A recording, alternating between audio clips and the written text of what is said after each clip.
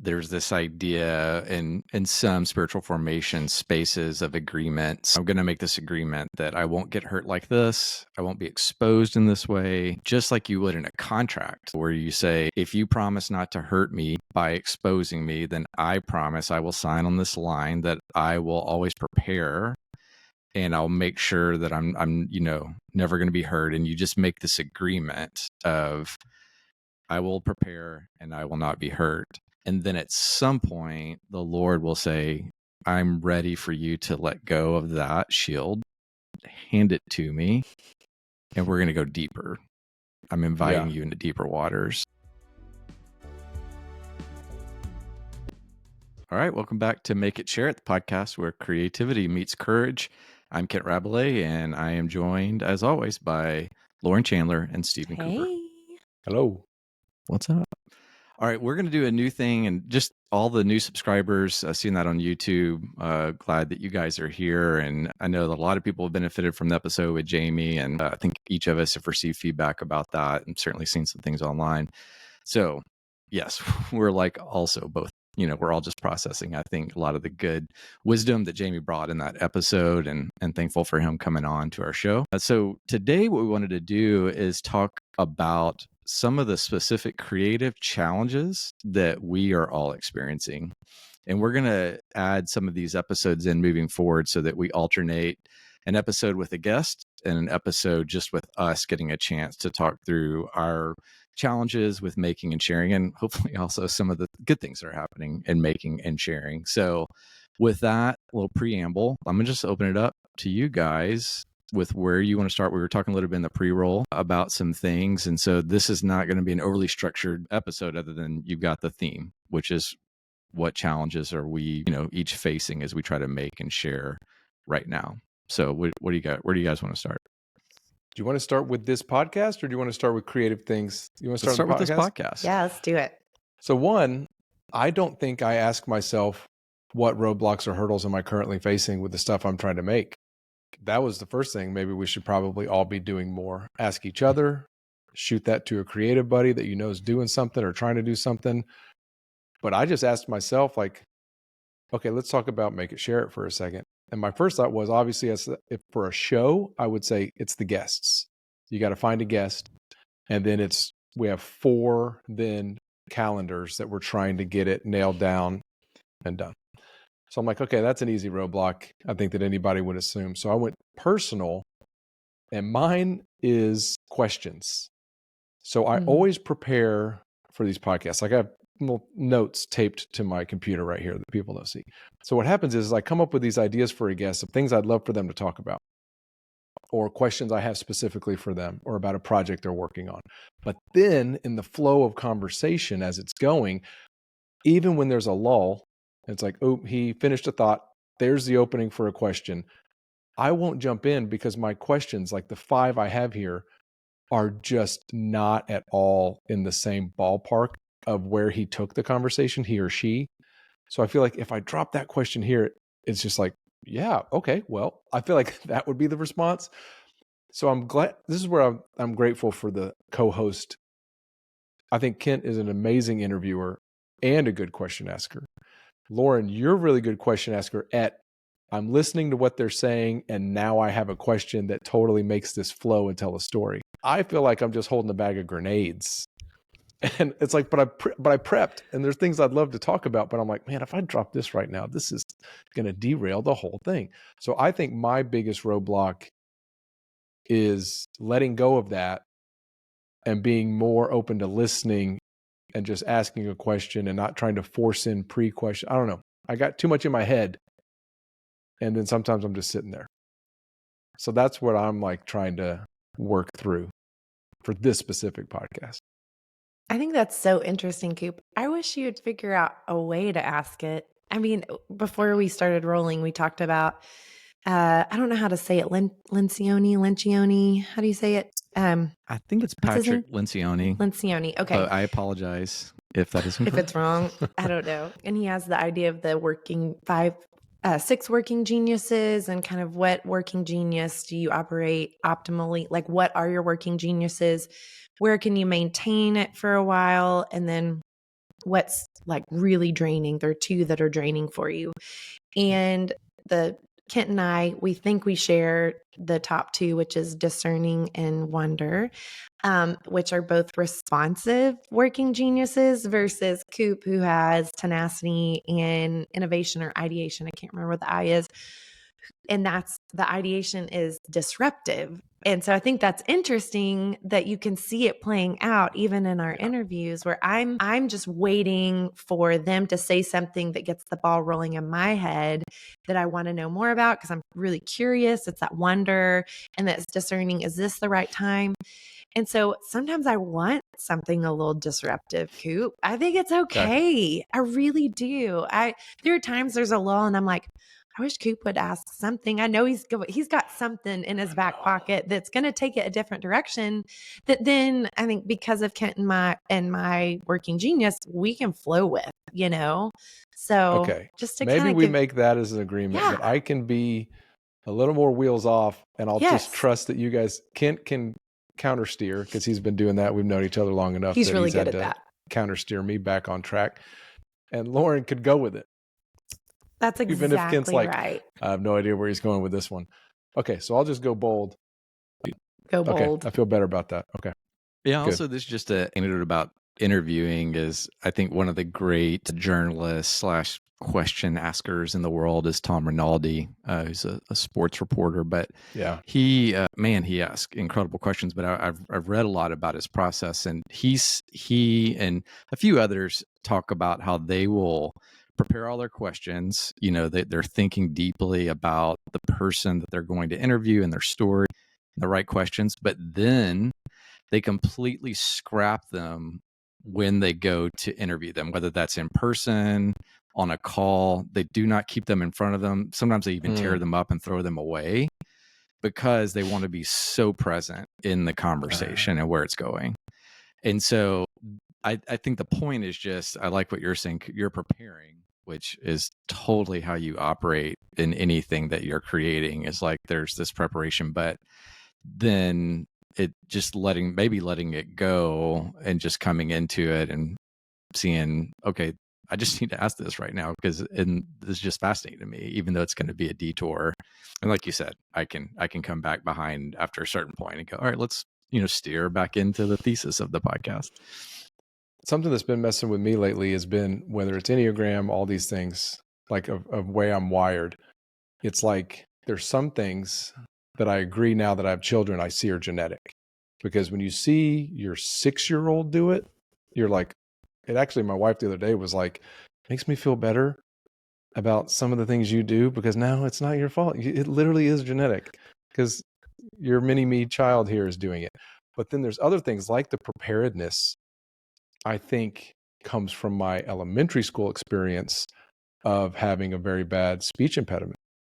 So I would get scared. It is the 80s. We went around and they asked questions and you answered questions. So I would go ahead in the book, find questions. I'm answering all of them while the class is going on, to find one that didn't have R's and L's and different things in the answer, whether it was a number or a sentence or saying verb. I couldn't say verb, but maybe I could say like direct object. I'd say DO if it was English. And I would come up, and then when they would ask that question, I would just shoot my hand to the moon and be like, please answer, please. And then she'd lay off me for the rest of the class period. I was doing that at 8 years old. So I'm like, there's also this, like, I don't think I was wired that way, but I am now. You do that for 5 years in those formative years. And now I don't want to go into any situation not having read ahead, figured out some of the answers, have some notes in front of me. There was something about it. It became like a blanket, that security blanket that never left. So I think that's another weird thing where people say like, well, I'm a this. And I'm like, I wonder what I would have been if I didn't have a speech impediment though. Like, I don't know. And the good people in the speech pathology world, you always have, I know there's on this call, everybody's got somebody in their lives. And so, I mean, yeah, they're doing beautiful work. Yeah. And taught me how to talk. Yeah, it's awesome. I think that's so fascinating, because I do think, it's that nature, nurture, all of it. And the stories we tell ourselves, to borrow from Steve Cuss. I just I'm in the middle of the expectation gap. And yeah, I think it's really great to reflect on all of that too. And yeah, thanks for sharing that, Coop. Yeah. I like knowing that. It's weird. But I think it's great. I think it's bringing your whole self and your whole story to bear, and then being curious about, gosh, where did that come from? And I think when we think about probably the challenges we have, it's probably rooted way back in our stories,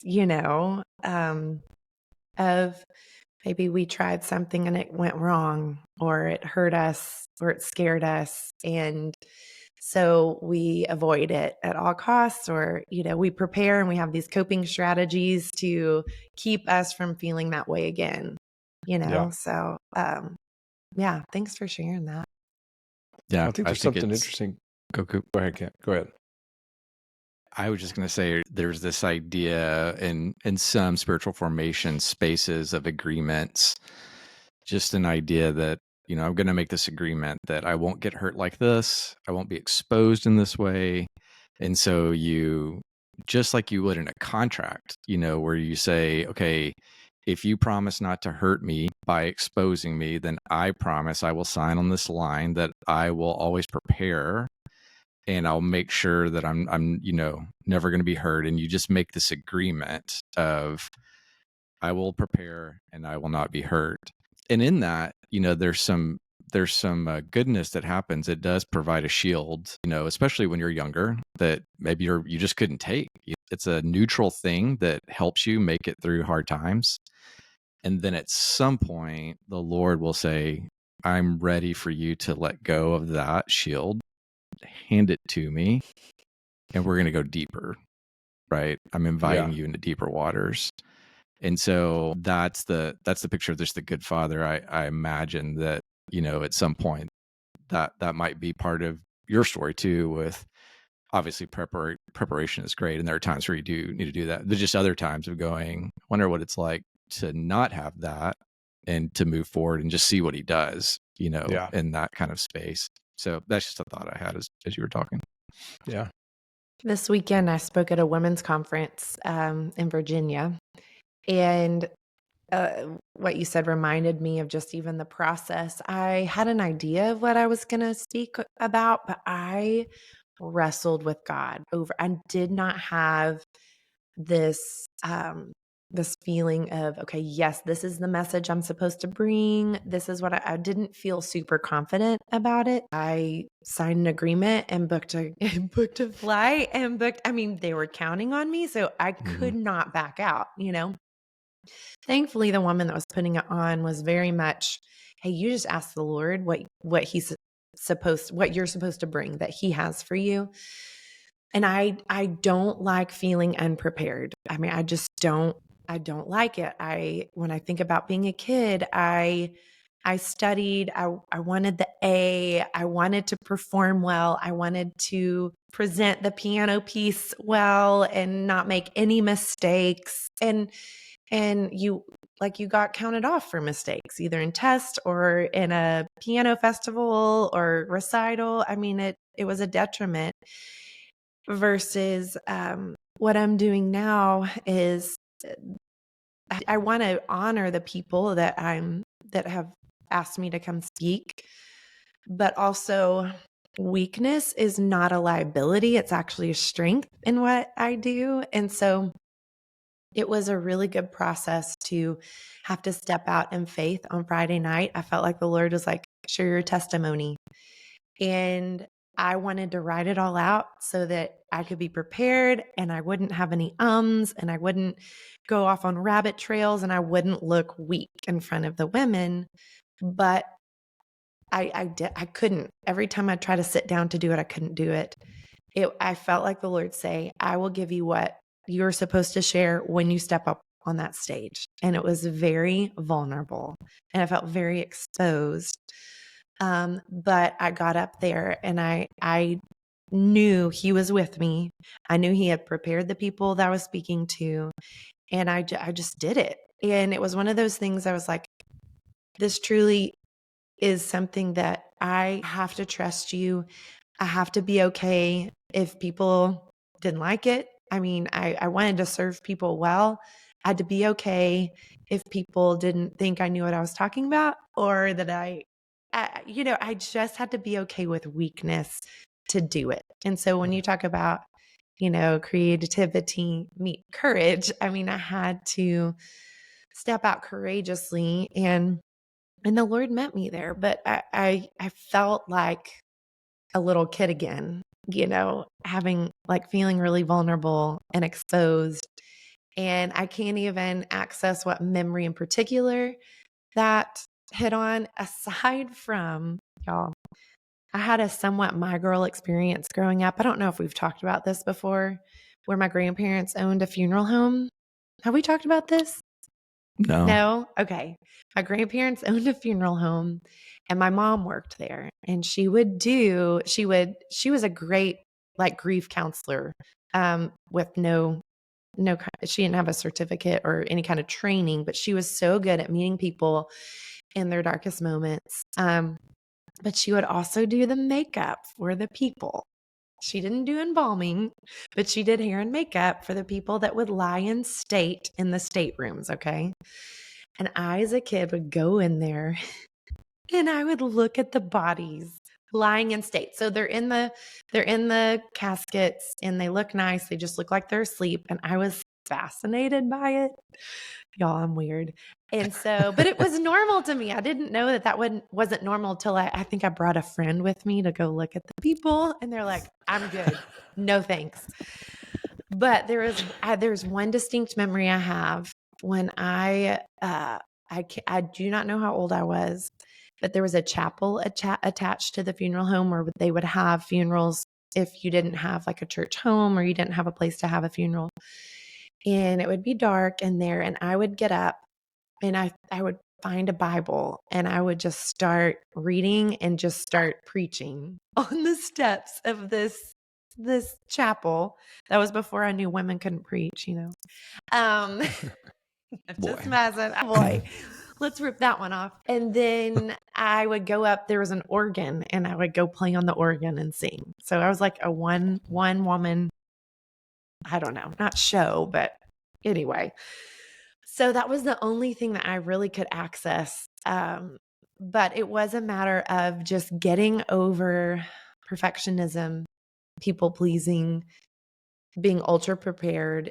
And like you said, it's not bad to be prepared, but I think one of the hurdles is feeling like, am I prepared enough? And then I over prepare, and then I'm anxious, and I make no room for the Lord to just kind of call an audible or some last minute creativity where I end up synthesizing all these things I've been reading and experiences I've been having, and they kind of all come out as I'm speaking. Like things that I didn't even realize were going to connect with the message pop in my head because of all that I've been doing and thinking about and reading and writing about comes out in that moment. So, yeah. Anyway, I don't know how I got there, but Well, a lot of people don't know this, but in college, Kent worked at a golf store and did makeup for dead bodies. What? Kent? No, I'm just kidding. Oh my gosh. One part of that was true. One part of that is true, and I'll let you try to figure out which one that one was. Uh-huh. Dude, that is crazy. I remember the first funeral I went to as a child. Yeah. And it was in Alabama with relatives, and they had the open casket. And I remember thinking, oh, somebody messed up. That's supposed to be closed. Like I'm 8. I don't know if y'all know this. You left it open. And then they were like, hey, later, everyone can walk by and pay their respects. And I was like, this is not how it is on Tom and Jerry. This is not how it is on TV. My experiences with funerals, this is no thank you. I know. I was out. So Lauren, yeah. Yeah, not explains a fan. a lot about me. That's awesome. So it's interesting. We were talking beforehand about, the obstacles of making this podcast. Yeah. When I thought about this question of what obstacles am I facing, I immediately go to, well, there's a story that Lauren knows for sure called Fair Park that I want to write this. And I have written parts of it. And I say Lauren knows for sure because the other day she sent me a note just about like, hey, get to this. It was a good note, good exhortation to write it. But I've sent things to Coop and Lauren about this. So I'm thinking, constantly, I'm not writing, it's not done, I'm not finishing it. But then I was thinking like, well, wait a minute. But also I am creating a podcast with friends, Make It Share It, which as Coop just described is its own whole creative project with all of its struggles and triumphs. And then creating a business a couple of years into that, have created and produced an audiobook. So it's like, my point is, I think we can all sometimes just get focused on one thing we're not doing instead of looking at the whole of our lives. And so when I'm working with clients to help them with their own life plan, just understanding, okay, what has God called you? Who has he said that you are? What are you supposed to be doing? We talk a lot about the 4 domains of your personal domain, which is your in your relationship with God, your family, and your vocation and your community. Well, and so again, especially in the West, we put almost everything into vocation, meaning like whether that is vocation of this is what I'm going to do to get paid. This is me at mom with my or me as a mom at home with my vocation to raise these kids and to provide and cultivate them for them. Whatever it is, we sort of spend, and the reality is we spend that because there's so much time there. Like truly, if you look at it mathematically, we're spending more time in that space than in any other. But what we tend to do is go, well, if I'm not bringing a gift of creativity, for instance, which I know our audience has that, to my vocation, then I am not creative, right? Maybe I'm even bringing some parts of it to my vocation, but not all of it. But the key question I think is to ask, like, how am I bringing it to myself, whatever my identity and my gift is? Am I actually doing that? So if I have a gift of healing, how am I applying that to myself, right? How am I applying that to my family? How am I applying that to my community? So it's just for me, as I thought about that question, it was feeling blocked in some ways with Fair Park, with this, creative fictional story that I haven't finished and don't get a lot of time to spend on. And at the same time thinking, man, there's a lot of creative expression and a lot of healing that's happening in other spaces, personal, family, vocation, community. So I don't know if that makes sense, but that's yeah. That's something that I did think about too, where I think I put all this pressure on, I have to be making this one thing. And then when I, like you said, step back, I'm like, okay, I went and I taught at a women's conference and I had to create a talk. And then I had to kind of in a way perform it. There's a business that I'm going to help start that Kent's going to help me start. We'll see how that all goes. There's, all these different, even just like my home, like I love fresh flowers. So I'm going to create a beautiful arrangement out of Walmart flowers, even, whatever I can use. And so there are these places that I am using my creativity. It's just not in this one space in my mind. So I think 2 places where I can get stuck is I should be writing something. So even my Substack, I got a message like, hey, are you still writing on your Substack? Because if you're not, you're the only person I'm subscribed to. So I need to say, hey, you should subscribe to Kent because he does it sometimes. But like, I feel that pressure. Oh, I should be writing. I should be doing this. I should be writing music. And when I take a step back, Kent, I so relate to that. I'm like, wait, I am being creative in all these other ways. And so why am I so stuck on these instead? So I'm curious. I don't know why, because those are more measurable, because they get more, I don't know, that people can see it. It's more visual. I don't know. But I really relate to that, Kent. I think the flip side is true. Something I experienced last year teaching that songwriting class is a lot of almost every single parent, I'd say 90% of the parents, when I got to talk to them at any point during the year, they said, well, this is so interesting that he or she wanted to take this class and that she's writing a song, because we don't have a creative bone in our body. We don't play music. We're not singers. I don't do anything creative. I heard that from 90% of the parents. Or it was like, I played tuba in the 8th grade, but yeah, I'm not. And I'm like, that's what a weird way to see yourself. Because like to Lauren's point, they're doing creative things every day, from how they dress to how they make their sandwiches, like making their kids' lunches to flowers in the house. Like they're making all these creative decisions and doing different things. Like even interior design, I know they have creativity when they're putting together their house. Like there's no way they don't. But they don't see it that way, and they don't label it that way, because I think they're not pursuing writing or music, something that maybe is a little more easily siloed and cliche of, well, that's the arts that we study in school. There's like 3 of them. And so people are like, if it's outside of that, I mean, it's been hard to get woodworking into that. Like, and metalworking is art, for goodness sakes. But I mean, I think so many people walk around going, I don't do one creative thing because I don't have a creative bone in my body. And that blows my mind. I always want to go, do you have 30 minutes? Can I walk me through your house? I think you're looking at this wrong. Maybe that would unlock for them, like, oh, wonder what else I could do. Like, I'm more creative than I thought. Yeah. Exactly. Yeah. And I think, like, just again, another example is parenting. There's people I know that are super creative with how they parent. And it takes so much creativity because there is no, one of the things that I heard to reference Jamie Winship again, say that I really appreciated is he's like, while he said, I'm thankful for those men that have written books about being a dad, and being intentional, and, all of those books, there's lots of them. We're going way back, to Steve Farrar, all the way to John Tyson's Intentional Father, and they're great, like good resources. So hear me say that these are great resources. I've read most of them.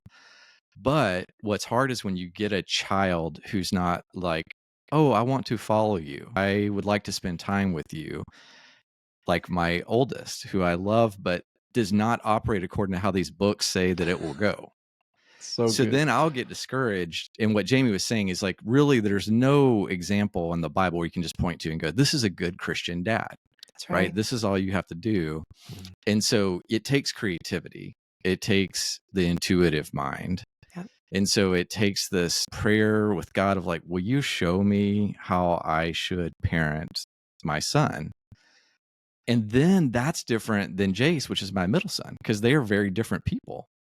Jace is probably more likely where I could follow maybe one of these sort of philosophical approaches to being an intentional dad, whereas Drew isn't. And so I just say that to say, like, in parenting, I think it's just top of mind for me. Is like, it takes so much creativity because we're individuals as moms and dads, and then our kids are all individuals, made in their own way. So there's just no formula to it. There's no, this is what you do. And so I think there's so many creative parents out there that have been inspiring for me.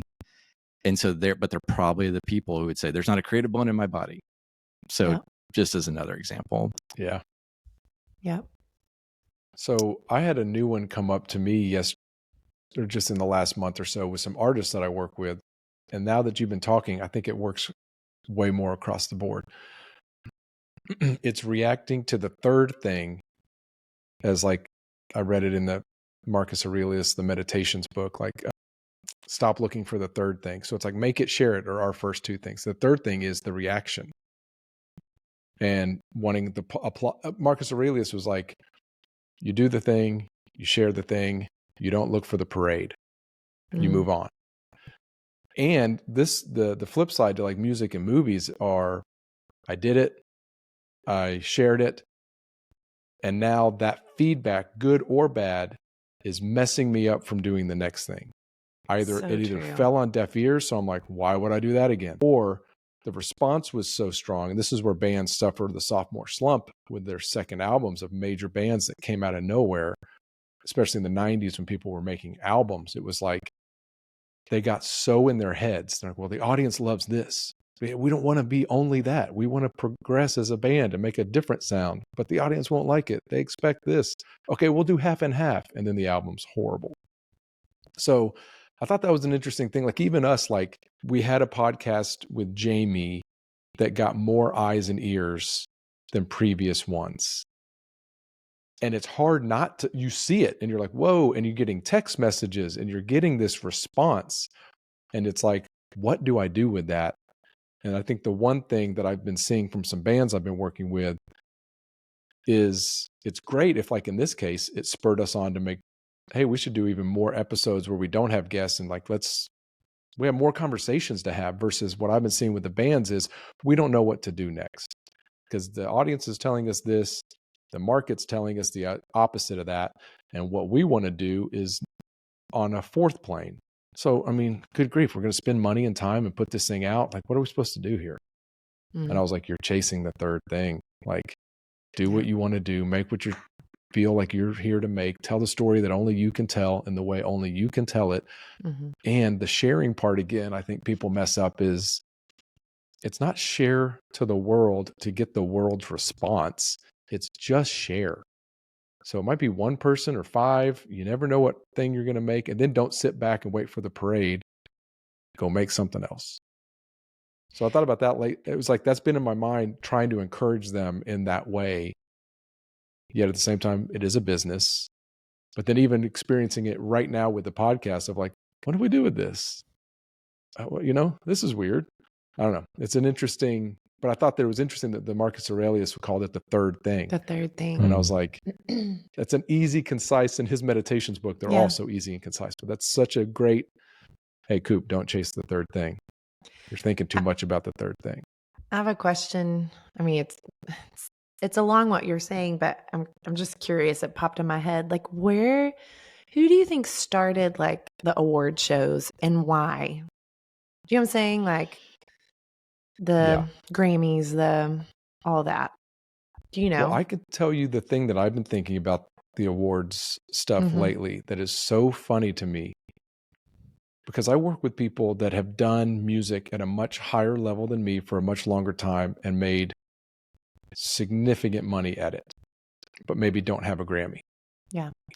And those people and people that are coming up will bash the Grammys. Yeah. That's the cool thing to do. Oscars too. Independent filmmakers can't write. Like, I'm not doing it for an Oscar. Like, I wouldn't even show up if I was nominated. And then you get one and it leads your resume and it gets added to your business card. And it's like this litmus test of like, I don't know what he does, but he won a Grammy. And so I think there's this weird, so I don't know. I don't even know what the role, I watch them less and less. I used to watch them every year. I don't care anymore. I don't follow a lot of the artists that are nominated, both in the Academy Awards. Now it's 10 films. I feel like I'm going to slip one in there without people knowing. Like, I don't know. But where it started, I don't know either. Yeah. Well, it did, at least with the Academy for Oscars for film, is it did start to try to honor peers. It was peers basically saying, we want to celebrate this incredible work, so, and I think there's some of that is still present. It's very much like a light and shadow thing. Depends on which way you turn to the light of it or turn and look away from the light. And now you're seeing the shadow. So there was a desire, I think, to honor peers, celebrate great work, and I think hopefully bring attention to maybe some work that otherwise wouldn't be seen because it wasn't as commercial. Well, you fast forward all the way to where we are now, and that's not what it is. It's I think very commercial political. Is your best word there of what changed. Yes. And so, I think so. And that some of that makes sense. It's like now there's a ton of money on the line. People's jobs are on the line, and it is a way to market. Really it's marketing the industries, whatever the industry is, marketing the artist. But because of that, there is a lot that happens. But I mean, I'll just share this is without giving names, but when I was sitting in a class at USC, and when I say that, guys, by the way, that always means Southern California. Please don't bring South Carolina to conversations when somebody says USC. Anyway, awesome. But sitting in a class and listening to this agent at CAA, which CAA is, top 3 agency in the world. Yeah. And we were talking about how they acquire talent and then cultivate the talent, right? And so he said, there's a guy right now that we are about to blow up. Like, what we're going to do is, he did have a great performance, but we are now going to take him, and over the next decade, we're going to mold his career. And I don't mean just mold his career in terms of the films he's saying yes and no to. I'm talking about, we are going to arrange relationships with other celebrities We will make sure photographers are there. We will tell a story around that.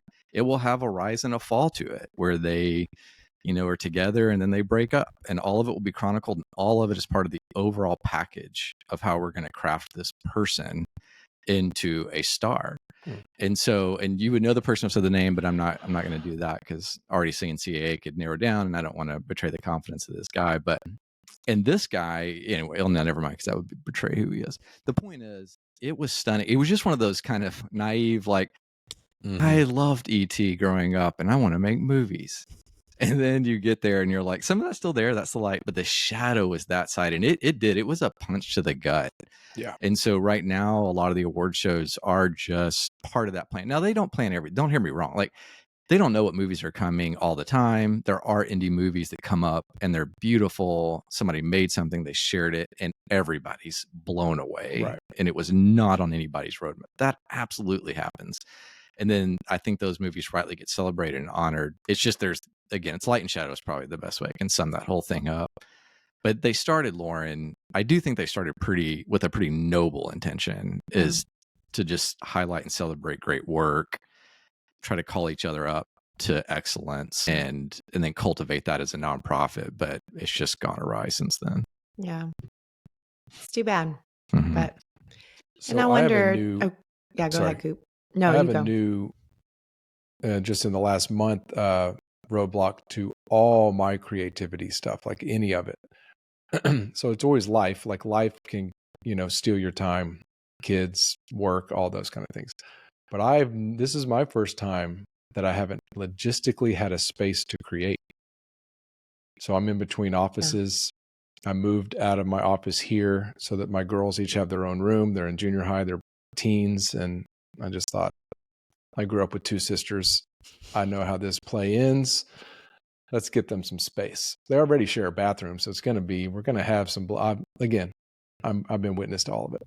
So, and then just some stuff that went on. I didn't ever pull the trigger on a new office space, so we just have stuff in the garage and storage. And I just don't have, I've had a studio for 15 years at the house, a segregated space. I could shut the door with all my gear set up and ready to record, and a desk and notes everywhere. And so it made me feel for people that don't have any space in their house to be quiet, to be still, to think, to be silly, to think about stuff, or to just try out stuff on a keyboard that would drive anyone else. It's like listening to a third grader practice tuba. You're like, what is he doing in there? I think he actually knows how to play music.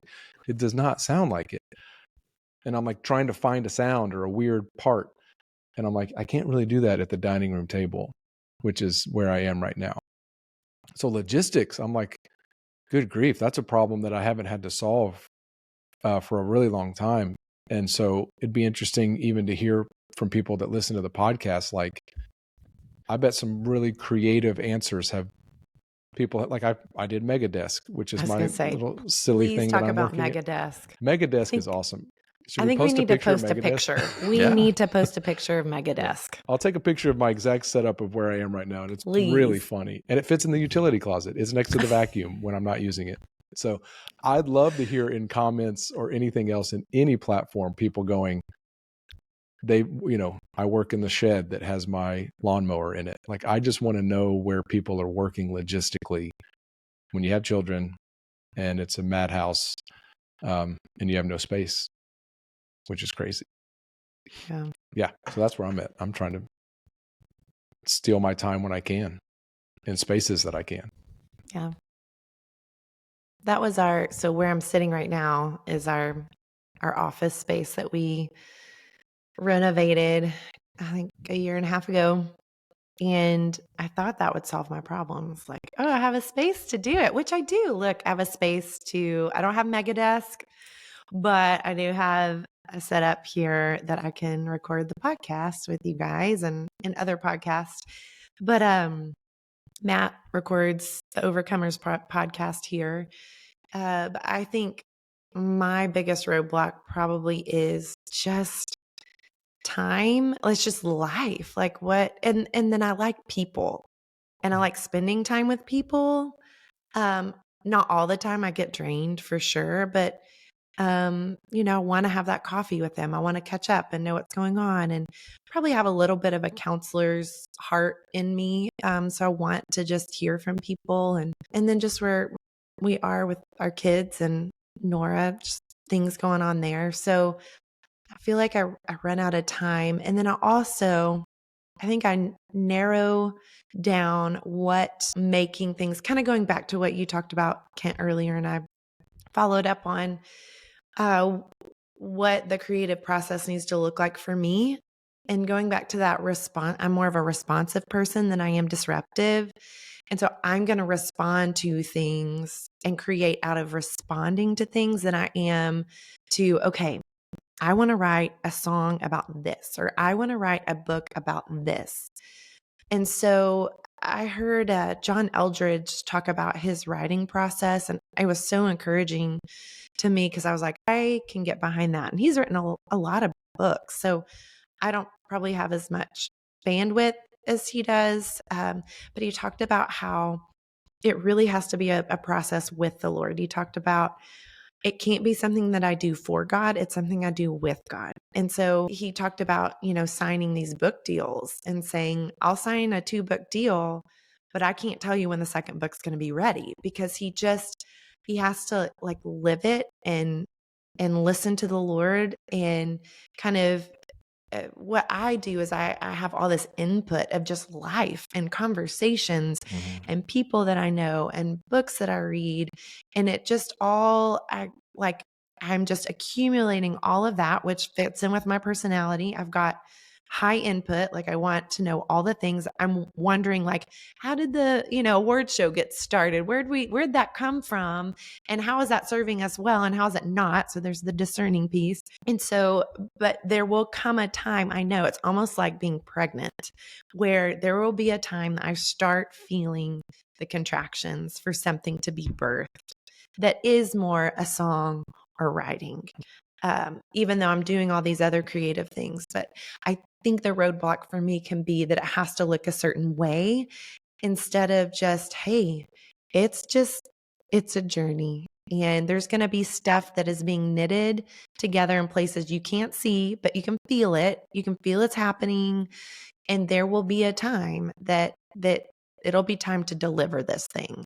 But it's not going to be on a certain timeline where you can plan it out even as easily as you can a birth, an actual birth. And so I think that's something I've needed to just be okay with, that, hey, it's just going to look different. You're not going to be the writer who writes every morning for an hour. You're not. I've tried to do it and I cannot do it. Like, I have every intention. And then I'm like, no, I need to go work out. I need to go move my body. I need to do something else. I will eventually write. It's just not going to be every day for an hour. I've found, like, I've got 2 really big projects coming up in November, all at the same time in LA, working with 2 big artists with a lot of pressure. And it only happened that way because of my logistics in September got messed up, had to reschedule one, and now they're back to back. So it's like showing up with all your ideas for 2 different things back to back, with 2 super creative people. And so my thing that I've figured out in doing this is I don't need time to sit down and write and record. I just need quiet space so I can sit down, like you said, like my daily time, and go. It's one of the guys from Monty Python, I think it's John Cleese, who was like, you need time, reason, creativity, in his opinion. This was like in the 80s, was like starting to fail, because he was like, no one has time to play like a child anymore. Yeah. Afraid of no mistakes. Yes. I don't care what's going to happen. I don't care what the outcome is. I just need to like get in a sandbox and be silly. And he's like, that's where Monty Python came from.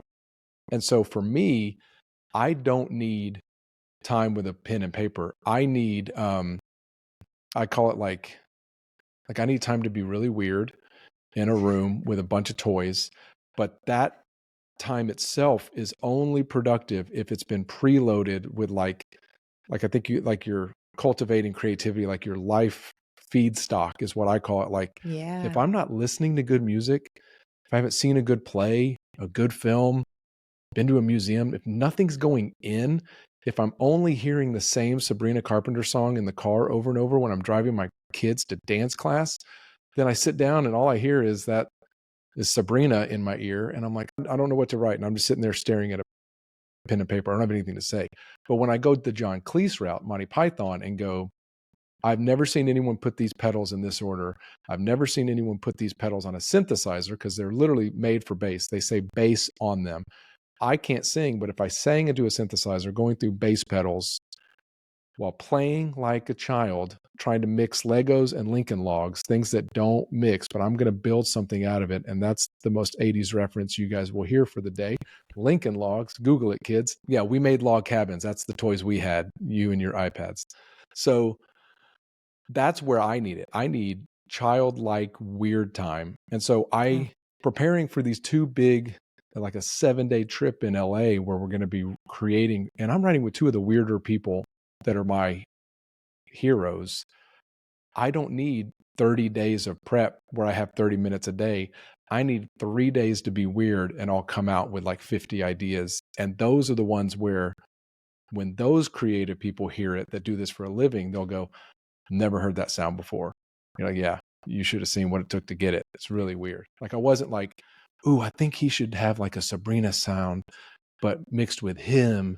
And I could write it cleverly about I can't work that way. I'm not clever enough. I can't do it. I have to come up with something that it's like a God thing. I say Michael Jackson had it the best when he explained to, I think it was Quincy Jones, like Quincy Jones asked him, like, where do you come up with these songs? Because Michael Jackson was notorious for not playing an instrument, but he could sing how every instrument was supposed to sound. Wow. The drums is supposed to sound like this. The bass sounds like this. And he would sing them all. And of course, with perfect pitch. Mm-hmm. So Quincy one day asked him, like, where does this come from? Like, how did you have that all in your head? And he said, you have to let God in the room when you're writing a song.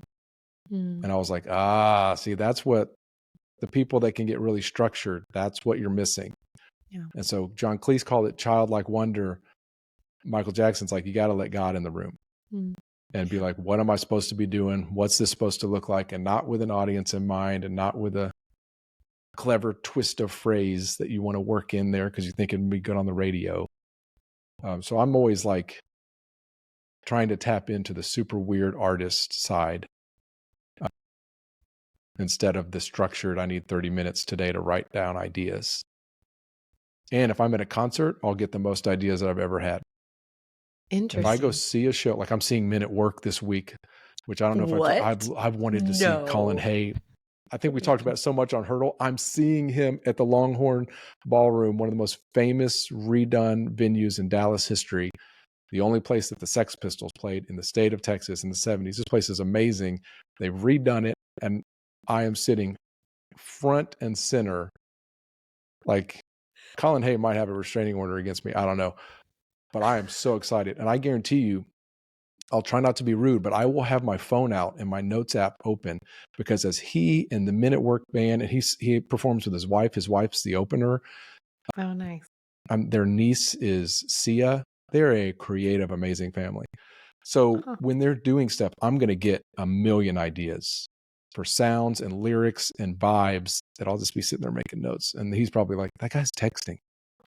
So right rude. now. Pay attention. But that's where I get the most of like, God speaks to me in that kind of performance enjoying audience vibe to then go make something else, which I think is cool. So I'm super excited. That's on Thursday. I didn't know they were still touring or that they are Someone touring. told me on Hurdle because I said, if I could have anyone's voice, I would want to sound like Colin Hay, but I'd also want to sing with the Australian accent. Like I'd want to sound like this, but when I sing, I want an Australian accent. I would dominate. That'd be great. And someone texted me like, he plays all the time. A lot of West Coast. Sometimes it's with Men at Work. Sometimes it's just Colin Hay. And you can literally just colinhay.com. Like I was like, why have I not? I assumed the same thing. I was like, he just sits at home and counts his Land Down Under money. That's all I could hear. It's like, I'm like, okay. And I will lose it when that little flute part starts. Yes. I'm in. So yeah, I'm excited to see him. That's great. It's going to be awesome. Yeah, just as we end, a quick resource I'll put in the show notes is Austin Kleon, Still Like an Artist. It's a great little book about that last part that Coop was describing of just filling your creative bucket with things that inspire you. It's also historically was called a commonplace book. So people cool. before the internet would just have a journal and they'd clip out a newspaper article that inspired them or an album artwork or just anything like that and just put it in so that after a year, 2 years, whatever, you just had this compilation of things that inspired you and you could just let it sit there and fill the subconscious and superconscious. And then, as Lauren, you were saying earlier in the show, like that stuff starts to spill out when you're teaching. So even though you didn't feel prepared, feel like you needed to prepare a manuscript that you read from, you had been preparing your whole life, both with your story and with all the things that have inspired you. And then, yes, it feels just like in the moment, like, whoa, that just fit perfectly here with an illustration to prove this point or, teach this point. And yet it's just the way God, I think, designed it to be this mixture of in the moment conscious with back of the brain intuitive that's been built on a foundation of inspirational things you've encountered or seen. Yeah. So that Austin Kleon book is great. If that's an interest to you, I would say that's probably the simplest resource I have read about that and just ways to do that. So I heard a good line the other day that the art of originality is learning to hide your sources. I thought that was funny too. It's like, because everyone has sources. I'll link to this too. I'm also got to say Kirby Ferguson, everything is a remix, but he does a great video essay that you can find on YouTube. Enjoy millions of people that have watched this that just breaks that down. I think I sent you guys one of the ones that kind of was doing just like the move from 70s kind of back, like funk pop New York behind the scenes and how that ended up bursting in like 20 years later into pop music, as an example. So anyway. Great. Yeah. Well, hey, thanks for each of you sharing. Yeah. Some struggle or thing that's been hard as you've been trying to create. That was a goal of this episode and hope you guys have found it helpful. I will comb the episode and see what show notes are good and try to put some resources in there that we've talked about so you can get right to those. So anything else? Am I missing anything, guys? Great. No. Okay. Sounds good. Well, next time we'll be back with a guest. And until then, just keep making and sharing, and we'll see you on the next show. You see here, kid? You gotta just go for it. Don't think about what comes after or what came before. You just gotta bend your knees, take a deep breath, and jump. And you might think, what if I fall? Well, what if you don't?